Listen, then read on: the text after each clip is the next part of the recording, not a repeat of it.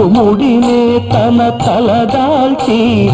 ఇంద్రియములనే తలవంచి ఇరుముడినే తన తలదాల్చి స్వామి శరణం అయ్యప్ప అని సాగే భక్తుల సందోహం స్వామి శరణం అయ్యప్ప అని సాగే భక్తుల సందోహం